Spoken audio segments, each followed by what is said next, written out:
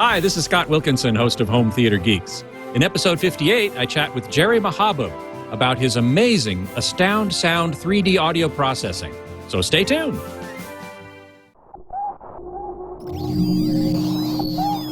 Netcasts you love. From people you trust. This is Twit.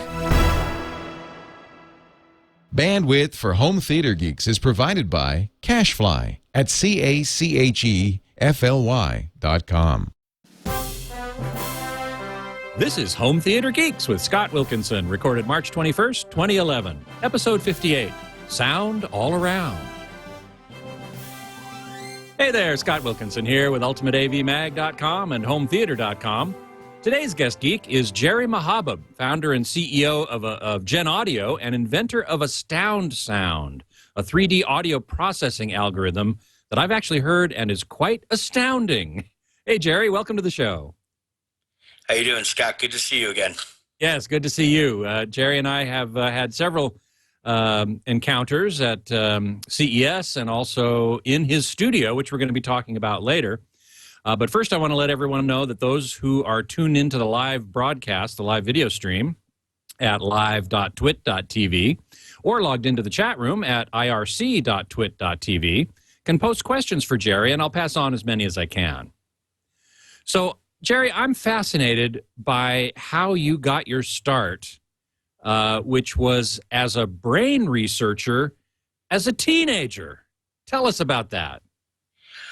Well, it was a long time ago, and I started attending RPI in Troy, New York at a very young age, the age of 13, and then by the time I was 16, I started doing R&D in a laboratory called Intermagnetics General Corporation, which was a superconductivity laboratory making magnetic resonance imaging coils, these huge superconducting coils that, you know, went anywhere from 5 Tesla to 20 Tesla in field strength.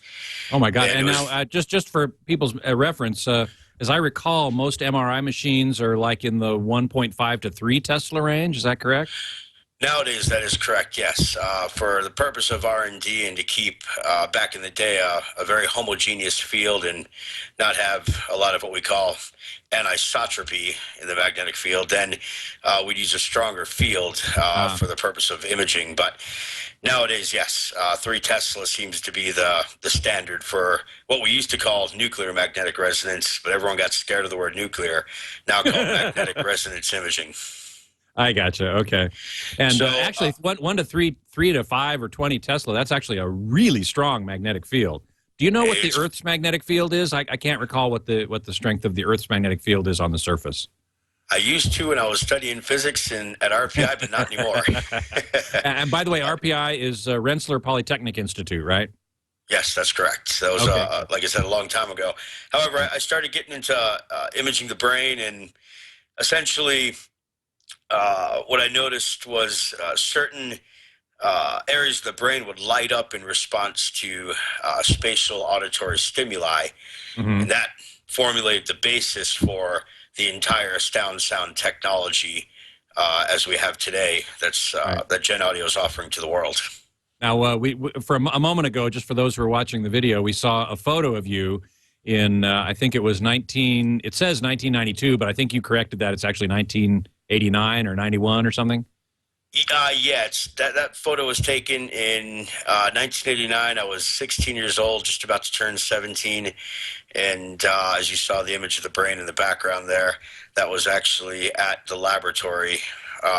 In the background that you can't see in that photo is a giant 10 Tesla superconducting coil that we'd cryogenically cool to 70 Kelvin. And at night is usually when I would go in and do this brain research, so to speak, and it was a lot of fun because I was handed the keys to a lab at the age of 16, and one of the things they told me was, don't stick your head in the magnet for prolonged periods of time. Well, of course, at the age of 16, when someone told you not to do something, you did it. Of course, of course. So yes, that was the in a weird roundabout sort of way. That's how the AstoundSound technology was born. But I should admit, it wasn't just functional magnetic resonance imaging. You had to couple the image data with electrical data from EEG and MEG data in order to make this happen. And that's how we get time dependent data from EEG and MEG. So the image data was definitely important, but you couldn't derive the way the brain actually processes audio information without having the electrical and magnetic data as well. Just FYI, Nicholas in the chat room says he's reading 30 to 60 micro-Teslas on the Earth. So Yes. When we're talking about 3 Teslas or 5 or 10 Teslas, we're talking about millions of times more. Well, and remember, 1 Tesla, if I remember my conversion correctly, is the equivalent of 2,000 Gauss. Right, which is huge. Just absolutely huge. Yeah, 10 Tesla, of course, being 20,000 Gauss. I mean, it could pull a car across a parking lot if it wanted to. Right. Okay, so your brain imaging studies led you to look at how the brain perceives sound. Yes.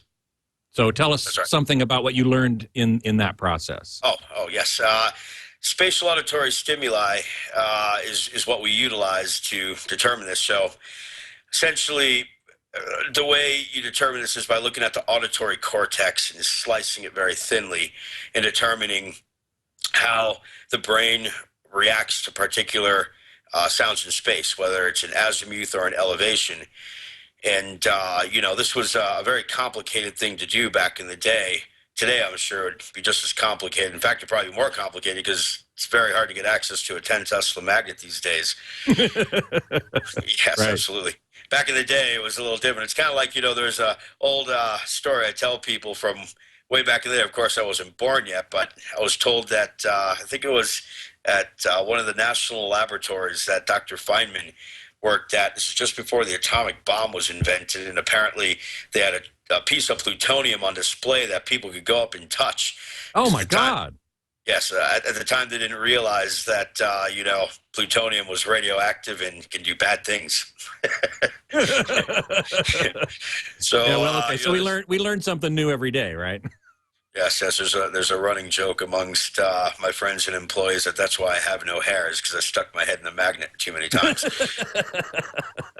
Yeah, well, in that picture, you did have hair. It's true. So maybe that did have something to do with it. That is proof that I had hair, indeed. Now the interesting thing, though, about the research was that a lot of people have approached it from a binaural dummy head type of psychoacoustic model, which that works to an extent, but realistically, the reason why we hear and perceive sound sources in space is because of our brain. Our brain is truly what lets us determine where a sound source is coming from.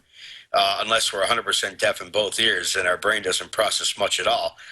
However, the cochlea of the ear, which sits deep in the inner ear, it kind of spirals around. Yeah.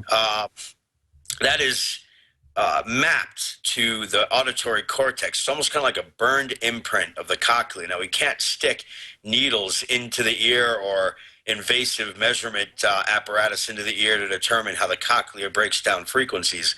We can measure it at the brain, though. So this is where the research really made a lot of sense, whereas people have tried to model the magnitude response of the way we localize sounds in space using binaural dummy heads. I've seen all kinds of sophisticated dummy head models from a lot of different places. And there's always a problem with them. There are phase issues that were created by them. Noise floor issues. It's just that they never really worked very well, in my opinion, other than the fact that it did create a spatial audio experience. At least if you were listening on headphones. Yes, on headphones, that's right. On speakers, it really falls apart. But not only that, it can also be a bit of a nauseating experience because of the phase associated with that. Our technology doesn't use phase heavily, although they have to have phase because phase is the equivalent of time delay. And when you have a audio sound source that's propagating toward the head, it'll strike one ear before the other ear, and that's what we refer to as time delay in time space, or phase in frequency space, right? Right, exactly right. So we have to measure that somehow. The key is to minimize phase. In fact, we call them minimum phase filters. And this is the set of digital audio filters. In fact, the most accurate set, 7,337 digital audio filters just on the unit sphere alone. And then 100 layers of distance cue to determine how far you want to push a sound source away from you or bring it in closer to you. So it's really a combination of two different software processes that enable AstoundSound to work. The first is the elevation and azimuth computation that's done via the localization cue filters. And then the second is a room simulation algorithm that we use to determine distance cue processing. Does that make sense? Yes, it does, because certainly the room it has a lot to do with ultimately how you perceive the directionality of a particular sound source. Yes, that's right. Absolutely. Right. So that, and then we determine that based on reflections, and we can look at different types of ways to model room simulation. The best way to do it is to use a 3D room simulation model, not a 2D, especially with what we do. And the combination of both, it can be quite intensive on processing, but we've made some enormous breakthroughs in the software. And this is what has taken us so long. People don't realize the amount of time it takes to, build a new technology, but then put it into a state where the rest of the world can use it. It's very complicated, and it takes a lot of time and a lot of money and a lot of, what I call sweat and tears. Yes. So essentially, what we've done, the original filter set, which is represented as a set of finite impulse response filters, was reduced from over a gigabyte down to, right around 3 megabytes. Now it's even less than that, with some very heavy optimizations that have been done to the back-end DSP core. And that took, several years to do. And thanks to my shareholders in Gen Audio, we were actually able to get that done. And now we're really getting ready to come out of the gate strong in multiple vertical markets, and plant this technology in as many places as it can go, ranging from consumer electronics to video games to professional audio mixing for theatrical film title releases, new albums, you name it. Yeah, we're going to talk about that in just a minute. But before we do, I want to take another moment to look at a couple of images for those of you who are watching the video. Illustrating the expansion and elevation aspects of AstoundSound, and maybe you can talk a little bit about those and how you are able to simulate them specifically.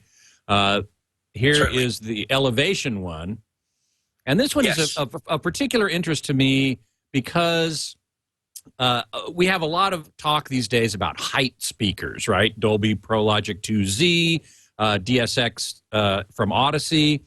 Having actual height speakers above the main front, right, and left. And what you're, I think, saying is that AstoundSound can do that without putting physical speakers up there. Yes, that's exactly correct. It's primarily used, for 2-channel audio output, but when integrated into a surround sound mix, we call it implementation AstoundSurround, and that's sort of what we're pushing, theatrically for, new 3D film title release up and coming. We can talk about that later. But elevation is one of the hardest things to get, in particular because, surround sound exists on a plane. The standard surround sound mix, we mix on a 2D plane, and everyone calls it 3D audio, but in all reality, it's not. It's 2D. I've always said the same thing. I've always said exactly the same thing. A lot of people call it 3D audio. I don't agree. It's not 3D. It's 2D. It's in a plane around the listening position in 5.1 or 7.1 or whatever. And only with the addition of these height speakers do you start getting into the 3D space.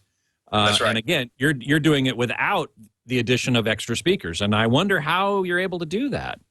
That's the whole part of the brain research that was conducted. So we tricked the brain into thinking that the audio is above the head, around the head, behind the head.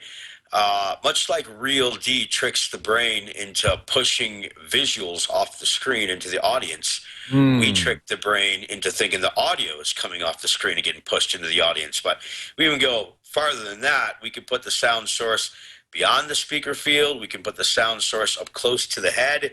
we can put the sound source that we're processing anywhere, and we can do multiple sound sources simultaneously because it's all part of the mix and it's embedded in the mix. So it doesn't, so a lot of people go, well, how big is the audio file going to be? It has nothing to do with the size of the audio file. The audio file size remains the same. It's just part of the mix, and it'll work with MP3s. It'll work with WAV files. It doesn't matter what the file format is. The technology just works with any 2-channel audio with playback out of any 2 speakers or any set of headphones.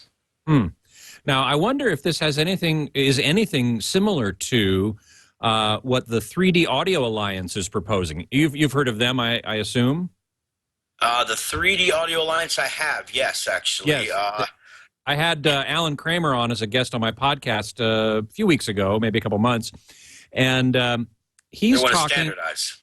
Yeah, they want to standardize a file format system, which I'm wondering if your system has any similarity to, in which each sound emitting object is encoded not in terms of how many speakers it's going to come out of, which speakers it's going to come out of, but rather where it is in space, its vector and its motion in space, so that the rendering system, the playback system, can then take that information, assuming that it has the proper decoding algorithms, and render it using the resources it has available, whether it's 2-channel or 5.1 or whatever. Now, are you doing anything like that, or are you mixing more in a traditional manner? We mix more in a traditional manner in the concept of mixing per se, but for applying the technology, there's nothing traditional about that. Most mixers don't think of audio in a sphere when they're mixing with 2-channel audio. They think of audio on a line in between the left and right speaker, and they place sound sources along that line. In surround sound, we place sound sources along a line drawn in front of you and a line drawn from front to back of you. Right. In AstoundSound, we place sound sources in a sphere with sound sources within the sphere, outside of the sphere, on the sphere, traversing around the sphere. So it is a bit of a different way. So I guess to that extent, no, it's not a traditional way of mixing. Let me reverse what I just said. It's a new way of mixing that can incorporate traditional mixing techniques so that it'll integrate into current workflow with no issues whatsoever. And that also took a long time to make that happen. Workflow integration is critical for any professional audio mix engineer that wants to use the technology. Sure, and I've seen the computer screen. Unfortunately, I didn't prepare an image of that for the video, but where the mixer is actually looking at where they're placing sounds in that actual spherical space, which is really pretty interesting. In the plugin, you mean the software? Yeah, the software plugin, yeah. Yes, it's quite a cool little plugin. That started off as a standalone application from Stefan Bernsey, who was the first hire of Gen Audio from way back in the day, a phenomenal audio DSP engineer, and he came in and helped to take the pure R&D that I was doing, where I was using things like MATLAB and other acoustic modeling software to create an AstoundSound experience or spatialize a mono input sound source. Stefan came in and as a DSP software engineer and helped me to put that into a more usable form as a standalone. In fact, in 2007, we launched a beta release party, or we had a beta release party, and we launched the beta software at the AES in New York City. And a lot of top professional audio engineers came in and helped us significantly to determine a better feature set, how the software should behave, and that is what led us into creating the plugins. And two of my other software engineers that work for the company, Bob Coover and Ian Eston, have done a tremendous job at making those plugins work. So my hat's off to the entire software development team, actually. And then, of course, we have Walter Horat, who is on the consumer electronics side. Walt's kind of a master of all trades. He's the do-it-all software engineer for Gen Audio. Then Gary Smith is our senior vice president of software engineering, and he manages over all the software developers. Sounds like you got a pretty serious dream team going on there. Yeah, it takes a long time to build the right team, but once you have it in place, you can take your vision and watch it, turn into reality. Yeah. Are you finding mix engineers taking to this new paradigm reasonably easily, or is it kind of jarring to them and it takes them some time to get used to it? It takes them some time to get used to it initially. People like Greg Morgenstein, my senior vice president of audio engineering, he is incredible. He's also my chief engineer at Astound Studios. I mean, when I go to my studio, I don't even go near the console. I just let Greg and the engineering assistant that works at my studio deal with that. And then we have, Andy Hay, who works with us, Matt Marin. We worked with a lot of professional audio engineers, over time. Gus Guinness, to name just a few. But, Greg in particular is sort of the brain behind, making everything run and tick at the studio, workflow integration. He's done a fantastic job at making these plugins work so we can, allow and enable other professional audio engineers to use the software that we built. And it's taken a long time to do that. This is not a tenderfoot trail by any means. I tell people if it was that easy, Sony or Dolby would have done it by now. Yeah, I'm sure that's true. Schmidt Tech in the chat room asks an interesting question. You were comparing this to Real D before, and some people get a little nauseous or dizzy watching simulated 3D, or what we really should call stereoscopic stereoscopic images. Might the same thing happen here?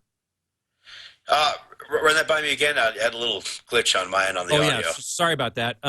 A question in the chat room was, if you're comparing this with Real D with stereoscopic imagery, as in 3D movies and so on, some people can feel a little ill when watching that. Might the same thing happen with this?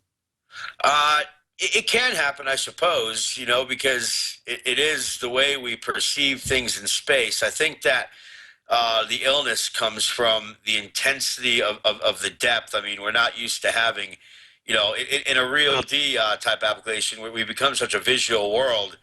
I can see how things flying all around us visual will kind of make us a little dizzy. With audio, what typically makes us dizzy is phase, and our technology stays in phase. We're one of the only spatial audio technologies out there that stays in phase, and as a direct result of that, one of the only audio technologies that will pass all QC testing at the big film studios, as we have in the past with one of them already. So, nausea or dizziness, that's a hard thing to say. I think that depends on the listener. If someone has a medical balancing issue, or perhaps maybe some kind of an ear problem, then perhaps maybe this technology might not be comfortable for them to listen to. But I'd say 99.99% of the rest of the world is going to love it. SoCal Ray Jr. in the chat room asks, is this strictly a 2-channel format? You addressed this briefly before, but I'd love for you to get a little deeper into it. Certainly, of course. No, it's not. 2-channel was sort of the primary goal, because we know that there's not a lot of people out there that have surround sound systems or home theater setups, as they probably don't have the footprint for it in their household, or at least the vast majority. And those that do have surround sound setups, only a small percentage of them probably have them set up correctly. So those that are actually... You're right about that. Yeah. So those that are getting a surround sound presentation really are, it's few and far between. Let's just put it to you that way, in their home theater. So what we wanted to do was kind of create the keep it simple model, where a user, all they got to do is turn their TV on and they get a surround sound presentation with just 2-channel audio. They don't have to hook up any home receivers. They don't have to do anything. They just plug in their cable box, or they put their DVD player in, and when they're listening, they're going to get an incredible spatial audio, 3D spatial audio experience. And that to me is where we win above the rest. Now, integrating into a surround sound field, which in my opinion is the pinnacle of AstoundSound processing, that's when we have the benefit of having speakers placed physically around you, plus all the height advantage and the depth advantage and the up closeness advantage and all the different things we can do with AstoundSound integrated into a surround sound field. It really makes the difference in a surround sound field. We call it implementation Astound Surround, whereas the stereo implementation is just called AstoundSound, of course. I see. Okay. And what about? Okay. Here's a question that's actually in the chat room as well. Web 3409 says, AstoundSound Expander, you need to disable all the other audio processing software in your computer. Expander is designed to be a back-end audio process, which brings up the question of AstoundSound Expander, which, if I'm not mistaken, takes a conventional 2-channel or maybe even a 5.1 channel soundtrack and applies this process to it after the fact. Have I got that right? That's exactly right. For that content that we don't process in the studio professionally using our professional audio AstoundSound tools, then we have something that will create an analogous 3D spatial audio experience that's very comfortable to listen to.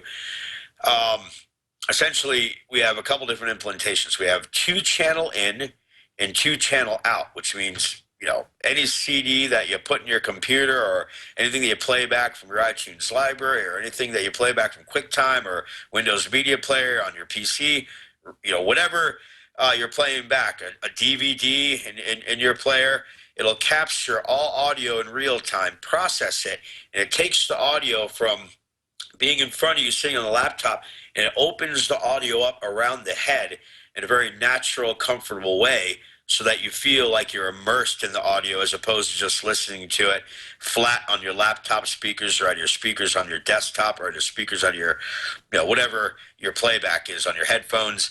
So we've gotten enormous attention in the consumer electronics space for this technology. This is the expander technology, right?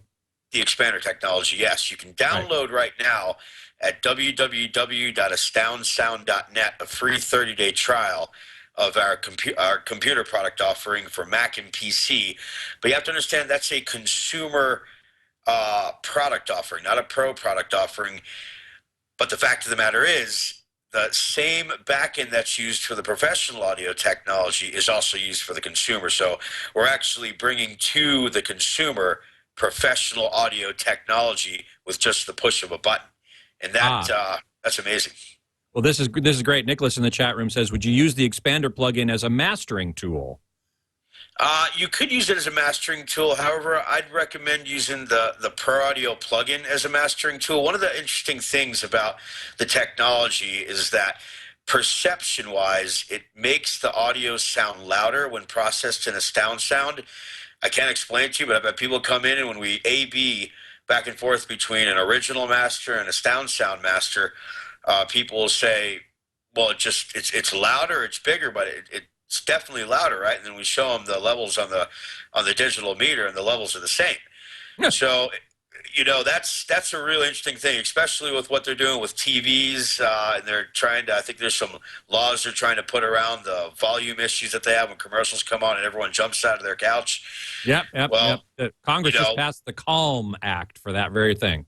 Right, exactly. So the good thing is, you know, you can actually get a louder audio experience if you process your commercials or whatever for broadcast in AstoundSound, perceivably by anywhere from 2 to 4 dB. That's perceptually, not objectively, right? Not objectively, that's right. From a strict test and measurement perspective, the levels would be the same as if you had an original master or an Astound master. But when you listen to the Astound master, it's definitely going to sound louder because the perception is that the audio is louder because we're emulating multiple speakers around the head. Mm-hmm. Now, I assume that if you use your Pro Audio plugin at the front end as you're encoding the audio, the effect is going to be more pronounced than if you apply it at the back end just on the playback with the expander module. Am I correct about that? Yes, that's correct, because we have more freedom and flexibility to tweak certain parameters. You know, in every audio source that we pass through, whether it's 2-channel or mono or whatever, is going to be different. So we have to go in and, you know, we have to EQ certain things a little bit differently maybe. You know, there's notch filters that we have in there. So there's a bunch of little bells and whistles on the Pro Audio side where you can tweak and adjust to, you know, hit perfection as best as possible. Right. And that's where, you know, the consumer software, Yeah, you could probably do that, if you wanted to re-record. But the fact of the matter is, you're talking about a preset that cannot be changed. And what we did with those presets is we made them very general, with very broad stroke uh, EQs. So it's not like This is in the we would expander module. the expander. Yes, that's the computer product offering, which is also the same backend that we use to embed into consumer electronics devices. Right. Those are coming soon, by the way. Excellent. Good. Now, the other thing I want to talk to you about, you were just asking about was, different ways. So let me wrap this up by saying the other way is to take 6-channel audio and fold that down to 2-channel audio. And this is where we've had tremendous success. We just did a big project with Monster. In fact, Monster Cables is a division called Monster Music. And Noel Lee and I got together and discussed this, and then David Rideau came over to the studio and worked with Greg Morgenstein, and we remastered the Tron soundtrack, the new Tron Legacy soundtrack, and that, I believe, is going to be shipping with the new Tron headphones from Monster. I believe there's like a promo disc with a new Tron Legacy soundtrack that was remastered as a co-brand. We call it Monster. I believe it's HDHS, High Definition Headphone Surround, powered by AstoundSound. So, oh wow, it's phenomenal because we literally recreate the surround sound experience that you hear in a theater with just any set of headphones. And even more than that, you get you also create some height information, I'm sure, as well. Oh, yes. We create height information, depth information, forward, back, to the sides.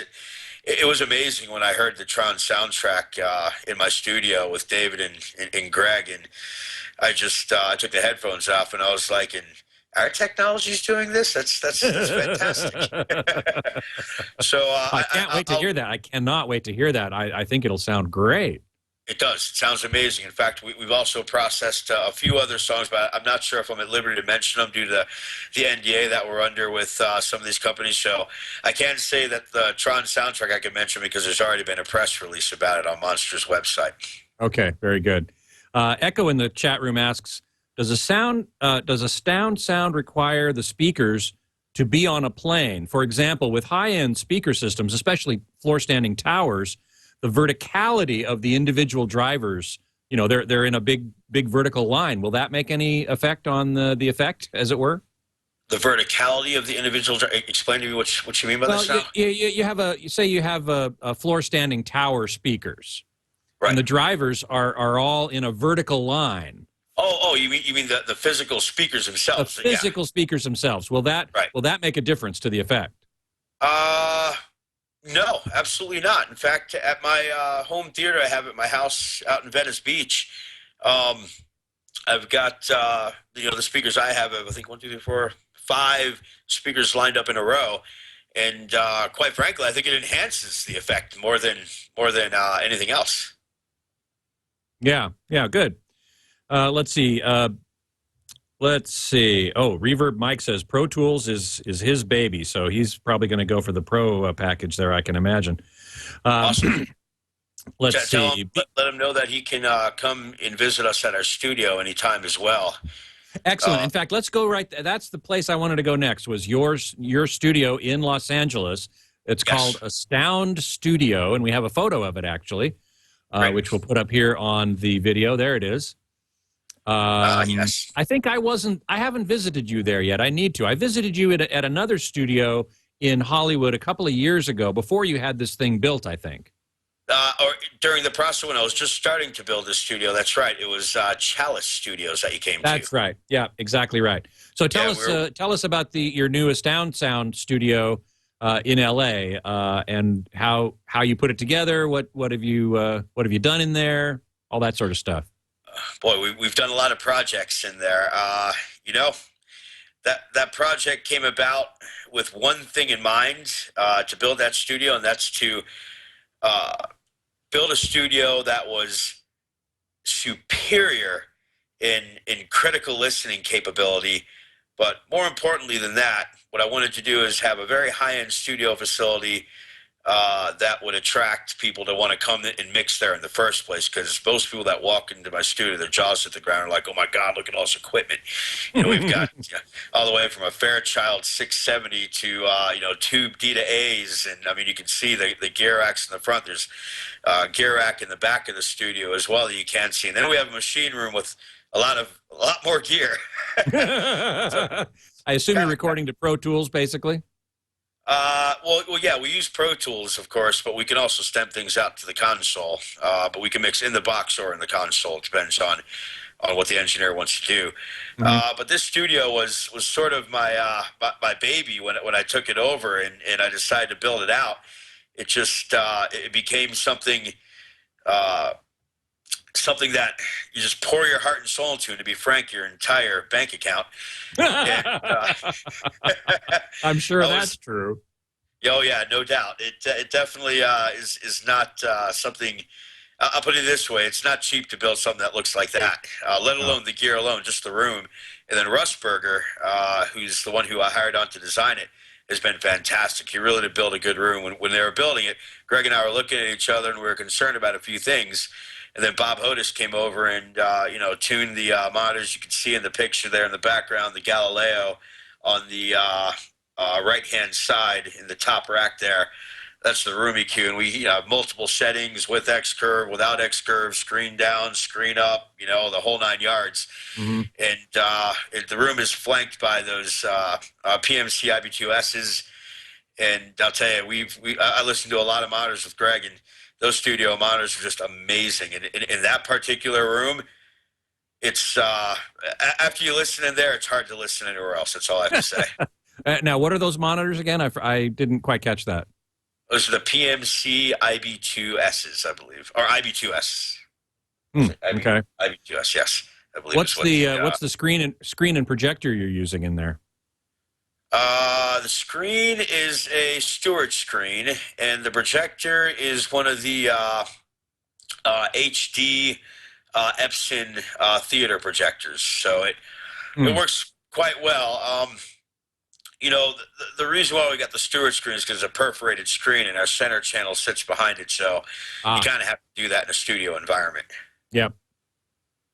But we have Remember what was that? I'm sorry. Sorry, I was going to ask if you remembered what the Stewart material was. I don't, but I'll tell you who would know is that's Greg Morgenstein, my chief engineer, because he's the one that ordered it. All I did was pay for the thing. All right. Very good. Fine. All right. Yes, I don't recall, but anytime anyone wants to come visit the studio, just look us up online at AstoundStudios.net, and you can check out our gear list, and there's a little contact form, and we'd be happy to set up an appointment for you to come down and check us out. Fantastic. Wonderful. Tell us about some of the projects you've done in there. I know one in particular you were particularly proud of was a 5.1 mix for We Are the World 25 for Haiti, a benefit for Haitian relief. Yes, that's right. That was with John Ruby with AEG. I got introduced to John Ruby through a good friend of mine out here in Colorado named Chris Fisher. Chris works for National Cinemedia, and he brought John Ruby to my studio, and we gave him a demo, and he loved the technology. And he asked me if I wanted to do the We Are the World 25 for 80 theatrical mix, because We Are the World 25 for 80 was a 3D short film. And I thought to myself, I was like, wow, this is fantastic. A 3D short film in Astound? How could I say no? So we went on ahead and did the processing. And as it turned out, not too long after we finished it up, because we were on a pretty pressed timeline at the 3D Film Festival event in Hollywood, we won an award with AEG Live. I can't remember exactly what the award was, but if you type in Gen Audio AEG in a search engine, you can easily find the press release, and it explains the whole thing. Yeah. But essentially, what happened from there is, since I think we had a tremendous success with the We Are the World 25 for Haiti, John Ruby and I met then at a event in New York City, a Panasonic 3D event, for dinner one of the evenings. And we started talking about his live concert events, and we're currently working on an implementation of the technology that will enable live concerts to be webcasted to the world in AstoundSound in real time. So that's going to be fantastic. We're not sure exactly what the first concert will be just yet. I can guarantee you, once we know, we'll definitely have some press about it out there. So that's going to be that's a game changer in my mind, to be able to broadcast live events to the world in AstoundSound and create an immersive 3D audio experience. That's something else. And the other thing that we could do with that as well is, of course, as well as the concert being broadcast via webcast to the world, we can also create that AstoundSound experience in the venue as well. So I think that that's going to be a game changer for live events. Yeah, yeah. Of course, when I think of AEG, the first thing I think of is the Michael Jackson tour, which almost broke them. But then they came back. They came back with "This Is It," the movie of the rehearsal footage. Which then I thought just now as we're talking, gee, wouldn't that be interesting to remaster the "This Is It" soundtrack in Astound Surround? That would be amazing. All I can say is that the industry is very political, and to make that happen, boy, that would take a lot of work. I mean, it's something that I'll definitely keep on the radar screen to try and do. And who knows, maybe John Ruby is watching this, or he'll watch this down the road and go, "Hey, that's a great idea. Let's do it." If he comes to me and says, "Let's do it," believe you me, I'll do it. Now, you also have a feature-length film in AstoundSound or Astound Surround. I forget which one. Tell us about that one. Our first full-length feature film title release. Another good friend of mine, Damian Lichtenstein, who's, I guess, probably most known for directing 3,000 Miles to Graceland, which is a great movie with Kevin Costner. And Damian and I have become friends over the past 4 years. We met right before Sundance Film Festival about 4 years ago, and we just became friends ever since then. He had to demo the technology. He loved it, but he went off for the past 3 years, making this new film called Discover the Gift, which is amazing. It's a spiritual, transformational genre style film, kind of like The Seeker, but in my opinion, way better. And all I can say is I was a little hesitant at first when he called me over the phone and said, "Hey, Jerry, I want you to apply that AstoundSound technology to my film. Are you in?" And I said, "Of course I'm in." So, I thought about the genre of the film, because it's technically a documentary film, but the interstitials, which are basically like the cutscenes in between the interviews, were so 3D in nature. That, and the graphics and the effects that he had, things like this that he had in the film, I just looked at this and said, this is perfect for AstoundSound, whether it's a documentary or not. I mean, the way Damien did this film was absolutely remarkable, and my hat's off to him. And it's both an honor and a pleasure to have worked with him on that project, and I'll continue to support the film. And I'm not sure what the release date is for the DVD or when and if it's going theatrical. I don't know any of those details, but as I find out more information, I'll definitely let you know. Yeah, please do, because I would like to see the movie for my own interest, as well as to hear the surround sound, the Astound sound. And I was curious as to whether or not it was going to get a theatrical release or direct to DVD, or if it's going to be on Blu-ray. You probably don't know any of that stuff, but it's going to be on Blu-ray. I know that. Absolutely. Excellent.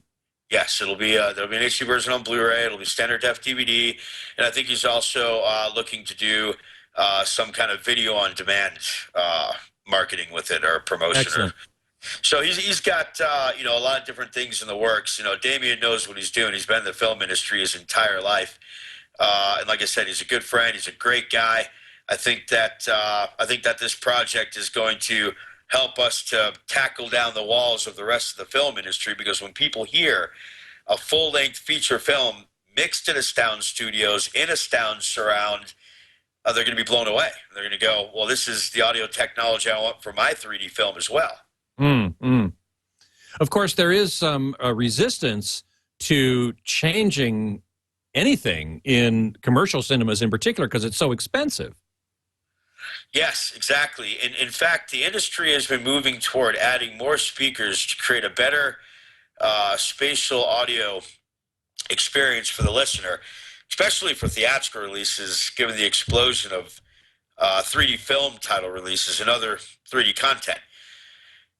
We focused on a solution that would make sense for both the consumer and the theater chains. The vision I had back in 2004 was to create a software-based approach to enable any theater to have significantly enhanced spatial audio presentation, and it had to be an encode-only software process that would work with all existing delivery formats. So this was that's a tall order when you think about it. But the thing that I see with theaters is that theater chains they're very cheap. They don't want to spend a dime on anything. And I've learned that just from talking to some people that I know that work for one of the largest theater chains. And, I think about the concept of, the upgrades that they have to do to upgrade to, say, a 7.1 cinema processor. I think it's the 650 to 750 upgrade. Well, there's not too many auditoriums out there that actually have that upgrade right now. And, not to mention film projectors to digital or from 2D to 3D, might need a new screen. There's a lot of expense in doing any kind of upgrade. Exactly. And this is where AstoundSound comes in, because when you mix an AstoundSound and a 5.1 mix, it creates a 7.1 experience with height, elevation, everything else. So the theater owners don't actually have to change their theaters. Now, if you integrate into a 7.1 mix, if you take Astound and put it into a 7.1 mix, I mean, you're talking cream of the crop. It can't get any better than that, in my opinion, unless you add, 10 speakers around you, physical speakers to add to the Astound effect. But, realistically, you're kind of going overboard by having that many speakers anyways in a room. When you have a spatial audio technology like this, where the fold down coming from the theatrical 5.1 Astound surround mix will maintain the integrity of the localization cues and recreate the surround sound experience, that's the whole spectrum right there. So let me try and go back over that one more time. If we integrate the technology into a 5.1 mix and we fold it down to an LTRT, right? So the technology integrated, which is basically a 2-channel. Dolby encode, 2-channel. Dolby encode, yeah. LTRT is, I forget what that stands for, but left yeah, total, right total. Right, left okay. total, right total. So, that'll decode on a ProLogic 1 to LCRS. The rest is mono surround, but that's besides the point. The point I'm making is, if we mix in the studio a film with AstoundSound integrated into the surround sound 5.1 mix, we fold that down to the LTRT and someone's only listening at a 2-channel audio, they're going to get a surround sound experience automatically, because the technology maintains the integrity of the localization cue process and survives the fold down encode, which we're the only technology on the face of the planet that I know about that does that as of current. So, and the reason why we do that is because we're not a heavily phase dependent technology.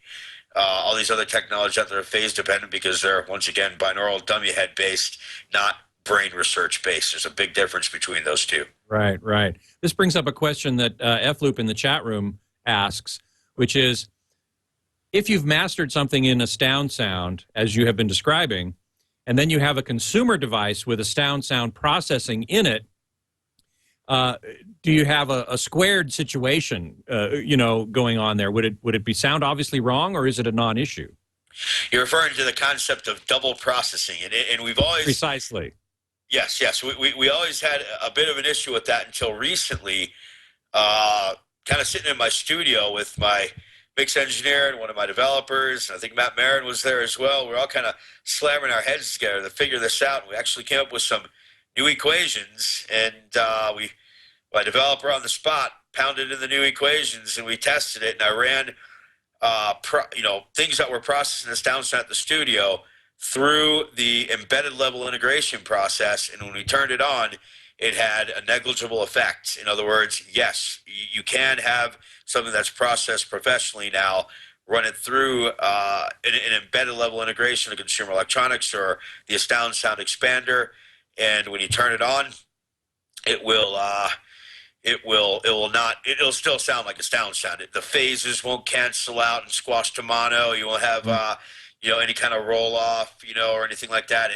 It's a really clean technology now, and that has to do with the way these new equations work on the real time processor end. And currently, right now, I don't think our expander product offering has the new equations built in, but that's okay because if someone goes and downloads the expander and then someone goes out and buys, say, Discover the Gift, by that time we'll have the new backend in there. But even if someone was listening to an AstoundSound demo, all they have to do is go and turn the expander off to avoid any double processing issues.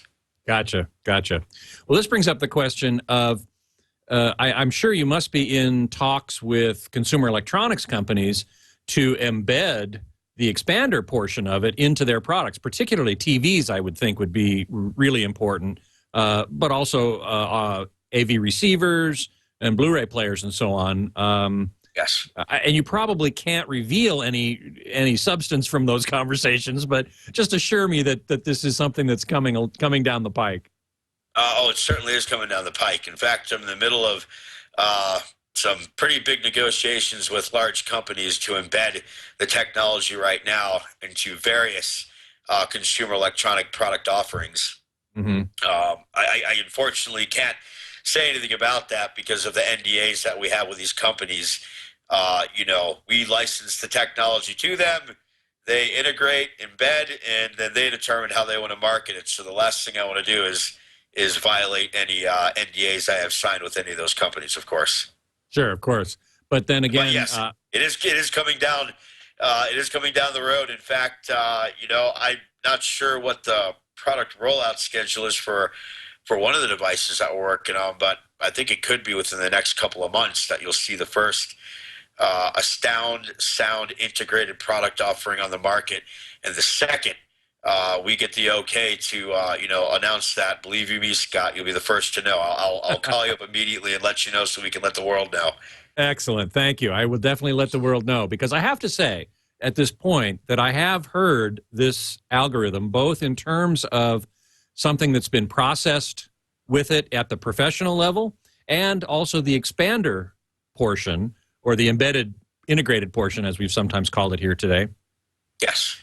And it really is remarkable. I mean, what I heard both on headphones and on a pair of studio monitors, really small studio monitors sitting in the recording studio, was actually quite remarkable, and I'm very impressed. So I'm really hoping that more people can experience this sooner than later. Well, wait till you come to the studio. I don't think you've been to my new studio yet, so you have to come out. No, I haven't. I really want to get there, yeah. Here in the next few weeks when I get back to Los Angeles. I'm here at my house in Colorado now. But when you come out to L.A., when I'm back out there, then I could probably show you Discover the Gift, as you want to see right there in the studio absolutely. where we mixed it at. Which you're going to want to see because it's fantastic. The 5.1 mix just blows people away when we integrate Astound into it. Yeah. And also, when you talk about the world hearing and seeing this, one of our newest board members, Jay Rifkin, a lot of you might even know that name. He's quite the audio mogul, in my opinion. He started Media Ventures with Hans Zimmer, for heaven's sakes. Yes, that's exactly correct. And he owned Mojo Records, and he did music for The Lion King and a lot of other movies. He was a music mixer on a lot of movies. He is the pro audio guru of gurus when it comes down to film music. So I just talked to him earlier on the phone today, and he said that I could mention that the first 3D theatrical film title release in AstoundSound, it's going to be mixed at my studio, Astound Studios, will be at the end of the fourth quarter of this year, 2011. And wow. on the slate of films that he's going to bring to the studio, he said that there's going to be 7 3D film title releases scheduled to release in the next 2 years that will be mixed at Astound Studios and AstoundSound. So that's pretty good. I'm real happy with that. I'm excited that he's joined our board of directors, and he's really going to add to the leadership of this company to help us bring down the walls of Fort Knox at the big film studios, hopefully. Yeah. Oh man, that just sounds great. Can you tell us anything about this first one that's going to be out in the fourth quarter, or is that still under wraps? That's still under wraps. I asked him, and he asked me not to mention it because of certain NDAs you might have in place. So I'm sure that here in the very near future, people know about it. I know that there's going to be a little 2-minute segment that we're going to mix at my studio that's going to show at in Cannes, France. So I would imagine there's probably going to be a press release about that, and that's 6 weeks away or so. Yeah, something like that. Yeah. F-Loop in the chat room asks, are the demos on your website truly representative of the full AstoundSound processing? Can they be used to understand what AstoundSound is all about, or are there caveats? No, the demos are truly representative of the AstoundSound process. In particular, I'm not sure which website you're listening to the demos on, but I would go to our new website, www.astoundsurround.com. There's astoundsound.net, and there's a series of older demos on that website. And then there's astoundsurround.com, and there's newer demos on that website. In fact, the We Are the World 25 for Haiti is on that website. And, much like, all the disasters that are happening in the world, with Japan and everywhere else, Haiti still desperately needs our help. And there's a organization set up to do donations to Haiti. And it's the We Are the World Foundation for Haiti. So, you should, everyone out there that gets a chance to listen to this, you should consider making a donation. I agree. Especially after you listen to it on our website. Very good. Absolutely. Well, we have only a few minutes left, and I know that another really important application that you have addressed with AstoundSound is gaming. Give us a couple minutes on how it's being applied to gaming. Gaming is by far, at least in my opinion, the most intensive way to experience AstoundSound. Much like we can go into the studio and we can process audio and we can determine where the locations of sound sources are using our software, we refer to that as a human-machine interface. In this particular case, on the gaming side, we've developed a machine-machine interface where in real time, in fact, we just had a big announcement at this past Game Developer Conference in San Francisco of our SDK being ready to go. And, companies from a lot of large companies came in to our demo suite to listen, and they were blown away. I mean, blown away by the technology. Some of them want to immediately move forward with integrating our technology into their back-end audio engine process. So we're, of course, pursuing those quite rapidly. Sure. And one of the engine companies, of course, is one of the big engine companies. I don't want to mention any names just because of reasons, but I think the gaming side implementation is probably one of the largest things in what, especially for, portable gaming.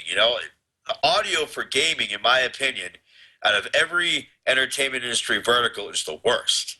That's the place that needs the most improvement. It's just really bad, in my opinion. So I think with AstoundSound being integrated, it's going to make a remarkable improvement to the game audio. But not only improve the game audio, it's going to create a new gaming experience where if you're in a dark room and you can't see where monsters or creatures are around you that want to attack you, now you can hear where they're at. Mm-hmm. You mentioned to me on the phone last night about the human-to-machine interface versus the machine-to-machine interface, and what that meant really was whether or not, as you move around the field, you have the proper audio perspective as well as the proper visual perspective. Yes, that's exactly correct. Well, the thing is that in a machine-machine interface, you can look at all the objects that are around you trying to attack you, or sound sources that are just walking by you in your game, especially in like a first-person shooter environment. You can look at all those as being objects, and all those objects have got sound sources attached to them. So all those objects create their own sort of frame of reference. Then you have the frame of reference of the player who's moving, his little game controller to control, running forward, backward, looking up, looking down, and panning around. So essentially, it's just the physics of two different frames of reference and looking at it from a position vector perspective. So you have XYZ coordinate of object over here that's moving this way, and the XYZ coordinates of the player that's moving this way. And depending on how the user moves in real time with negligible latency, which means the audio latency between the video and the audio will not be determinable. Right. So negligible latency, we can in real time process and localize exactly where those positions are of everything in space. So as you move the user around the game, you're actually getting a real-time 3D AstoundSound experience. And that's the, in my opinion, the cream of the crop. It gets no better than that, especially with gaming being the world's largest growing industry of all of them. Yeah, it's huge. It is absolutely huge. Well, let me finish with one last question from Alex from England, which goes back a little bit to the double processing question, who asks, if I activate the 3D setting on my speakers, in other words, a 3D processing algorithm from somebody else, and then pass a sound processed audio through it, is that going to hurt or help? If you pass the AstoundSound audio process through some other 3D sound algorithm. Oh, okay, understood. No, it shouldn't. I mean, if you're using our 3D sound algorithm, to be frank, you don't need anyone else's. So, right. Yeah, but if you were to turn it on, say you had some other 3D sound algorithm working, they could work at cross purposes, don't you think? It's at least possible. It's possible. I mean, we really don't think about what does our technology sound like running through another 3D process. We think about what is. Of course. But, if someone really wanted to, play around with that, I suppose they could play around. Do I think that it would be problematic? No. Do I think that it could cause an audio experience that might be undesirable? Yes. When I mean problematic, I mean, is it going to blow up your speakers? Is it gonna... No, I kind of would doubt that. Now, a lot of these other, 3D audio technologies I've noticed that are on the market, though, they tend to really boost volume. I mean, actual volume. It's not that it's the perception of a volume boost, but they're like, 10 to 15 dB hotter when I turn them on. And it's noticeably different what they're doing in terms of loudness. But the 3D experience that I get with these other technologies is minimal. So I wonder what the market really sees 3D as. I mean, because 3D to me means that the audio should be around your head, above your head, and everywhere in the room. 3D doesn't mean let's blow your eardrums out. Yeah, right. Well, excellent. Jerry Mahabub, I want to thank you so much for being on the show. It's been a fascinating hour, and I look forward to visiting you at the studio and hearing more AstoundSound from a greater variety of titles and devices. Thank you so much. Thank you, Scott. Always a pleasure to see you, buddy. Yeah, you bet. You can, of course, thank you. You can get info on Gen Audio and the AstoundSound at genaudioinc.com. and AstoundSound.net, and the more recent website, AstoundSurround.com. My online homes are UltimateAVMag.com and HomeTheater.com. You can email me at scott@twit.tv and follow me on Twitter at HTGeekScott. Next week, my guest geek is scheduled to be Sandy Gross, renowned speaker designer at Definitive Technology and Polk, now with a new company called Golden Ears with some really, really interesting speakers. So I sure hope you'll join me for that. Until then, geek out.